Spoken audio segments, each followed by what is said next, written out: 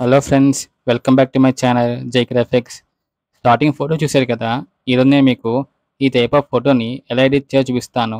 ఈ type of photo ఎడిటింగ్ని pop out effect అంటారు. ఈ ఫోటో ఎడిట్ చేయడానికి మనం ఫోటోషాప్ అనే సాఫ్ట్వేర్ని యూజ్ చేస్తున్నాము. ఈ ఫోటో ఎడిటింగ్లో యూజ్ చేసిన ఇమేజ్ ఒక లింక్ అనేవి నేను డిస్క్రిప్షన్లో ఇస్తున్నాను. మీరు కావాలంటే డౌన్లోడ్ చేసుకోండి. ఫస్ట్ మీరు మీకు కావాల్సిన ఇమేజెస్ని ఫోటోషాప్లో ఓపెన్ చేసుకొని వాటికి లేయర్ పొజిషన్ చెక్ చేసుకోండి. ఆ తర్వాత టాప్లో ఉన్న ఇమేజ్ లేని సెలెక్ట్ చేసుకొని దాని ఒపెసిటీని 60% వరకు తగ్గించండి.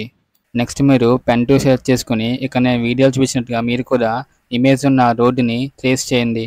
ఆ తర్వాత కంట్రోల్+ ఎంటర్ కీని క్లిక్ చేయండి. ఇలా క్లిక్ చేయడం వల్ల మీకు క్రియేట్ చేసిన పాత్ అనేది సెలెక్ట్ అవుతుంది. పార్ట్ సెలెక్ట్ అయిన తర్వాత లేయర్స్ ఓపెన్ చేసి లేయర్స్లో ఉన్న ఇమేజ్ లేయర్ మీద క్లిక్ చేయండి.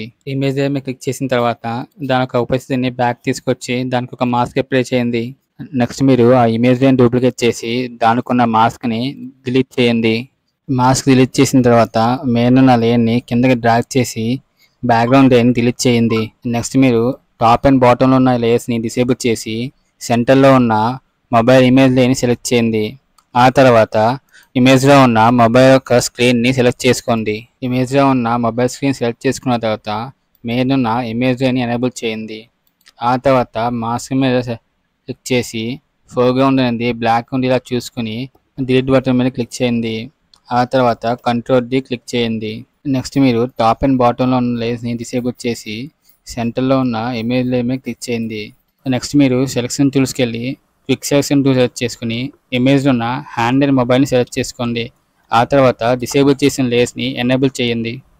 లేయర్స్ ఎనేబుల్ చేసిన తర్వాత సెంటర్లో ఉన్న లేయర్ని సెలెక్ట్ చేసుకొని ఇప్పుడు మీరు దానికి మాస్క్ అప్లై చేయండి. నెక్స్ట్ మీరు కింద కనిపిస్తున్న ఎఫెక్ట్స్కి వెళ్ళి ఎఫెక్ట్స్లో కర్వ్ మీద క్లిక్ చేయండి. ఆ తర్వాత ఇక్కడ నేను అడ్జస్ట్ చేసినట్టుగా మీరు కూడా మీ ఇమేజ్ తగ్గట్టుగా కర్వ్ ఒక యాంగిల్ని అడ్జస్ట్ చేయండి.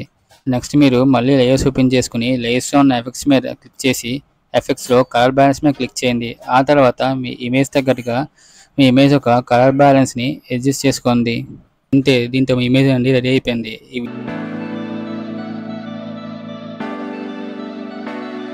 వీడియో కానీ నచ్చినట్లయితే లైక్ చేసి సబ్స్క్రైబ్ చేయండి. ఇంకా పక్కన కనిపిస్తున్న బెల్ ఐకాన్ మీద క్లిక్ చేయడం మర్చిపోకండి.